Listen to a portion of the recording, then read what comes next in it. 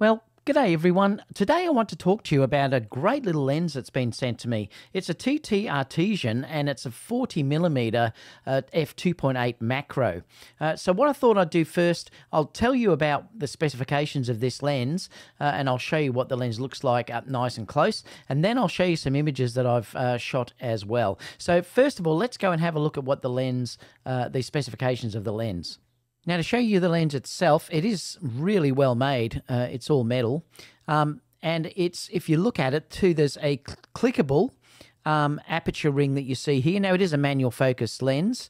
There's no electronic contacts inside, so it is all manual focus.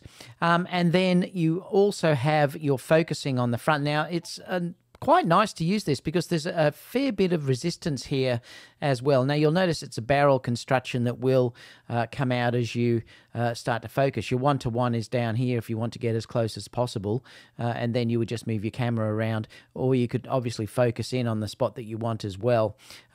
So that's really nice. Like I said, the lens is built really good. There's no weather sealing or anything on it though, so that's one thing that you do have to consider.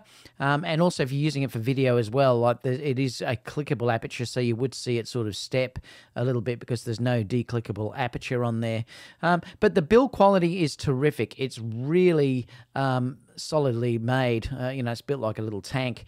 So it's a 40mm, it's f2.8, and it's a 52mm filter thread if you'd like to have that on. There is no lens cover, but the lens itself is really deeply recessed inside, and that doesn't even change when you open it up. So, you probably wouldn't get any flare. I didn't notice any anyway, because that is so sort of deep inside. Now, to give you some information about this, basically it's 371 grams, so it's nice and light. It's not heavy at all. It is an f2.8 lens, and it's a 60mm equivalent on a full frame camera. So it's a 40mm on APS-C, and that gives you a 60mm equivalent.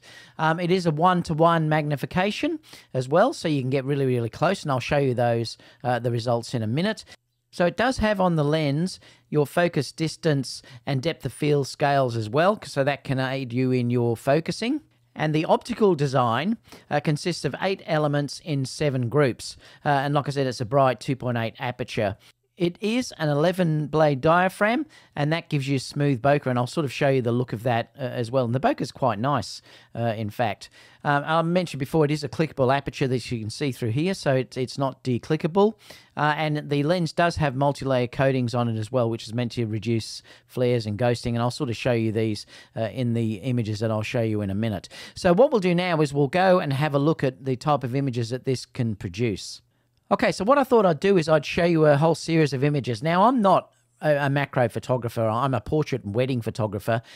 So when you're looking at these images, please keep that in mind. But I had an awful lot of fun doing this. Now, I ended up doing it all handheld. I didn't use tripods or anything like that. I just wanted to try it for the way that I use it. And in fact, it's the way that I do my weddings. The only macro photography really that I do is when I'm shooting weddings, and I'll grab the rings and the details of the bride's dress and things like that.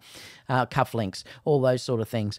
So because we're in lockdown, what I decided to do is just walk around the garden and grab some flowers and also some bees that were coming on some of the plants too. So I'll give you a look at how this actually looks. So we'll just sort of scroll through them, and then I'll just discuss what's sort of going on. So here I just wanted to get up nice and close. This is a blueberry plant that we have.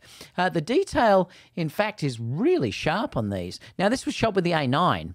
So some of these were with the A9, but it's really, the lens itself for the cost is really nice and sharp, and the colors are beautiful that you get through this.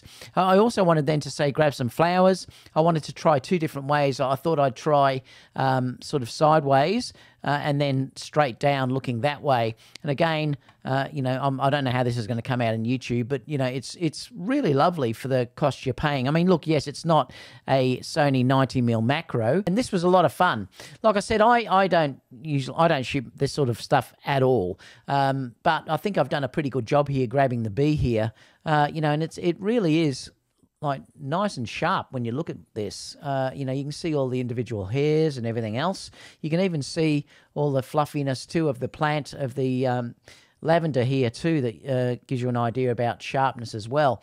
So this is terrific. I mean, I'm really happy with that. In fact, I had to get fairly close to it because it is, like I said, it's a 40mm or a 60mm equivalent full frame. But I was surprised how nice and sharp the actual image looks.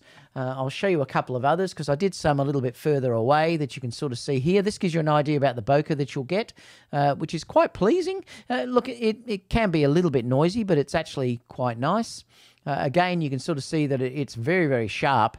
If you nail focus on this lens, it's really quite good. Here as well, where I wanted to grab the bee near the top of the lavender plant. And again, you can see all the individual hairs and everything of the bee coming through here as well. And again, it's just blown the background away. So, you can have a lot of fun. This is what we call, I'm not sure the real name, but we call it a mosquito plant. Now, from a distance, it actually looks like a mosquito sitting on the plant, but this is sort of so magnified that you can't tell. But, if I bring this up and sort of move it around, you can see the lens itself is really lovely and sharp, and the colors it produces are terrific. They've had no color correction on these images at all, apart from what Capture One grabbed. Again, just some flowers. I'll show you some bees in a minute. I just wanted to have a look at how these were. And again, the colors are just beautiful, straight out of the lens itself. And this is another one here. Again, where I've manually focused, and it's sort of, I think it's great focused around this area as well. The A6400 is not ideal to get focus on because it's, the EVF is just not really that good, but I think I've done a reasonable job doing it. I think if you wanted to get really critical focus, it'd be better to use something like a Ninja or something like that, or obviously have a camera with a better EVF. I did just sort of set this up in the house. I just grabbed one of Kerry's rings just to sort of see how it would look and how it would go just sort of quickly. And you can see how nice and sharp. I've just focused on the areas through here. I did another one of these as well. If you look down here, this was the second one that I did. Just put some jewelry together here, and you can see again that I would have liked to have grabbed Kerry's actual real rings, but these are others that she's got lying around, so I just used those while she was at work. But again, lovely and sharp on the areas that's in focus. Again, this one here, I just wanted to grab a sort of jar of sweets just to sort of see how this would look. And again, if you move around, you can see that it's really quite sharp. I have tested softness on the edges, and I will talk about that in a few minutes. I'll give you an idea about how that looks too.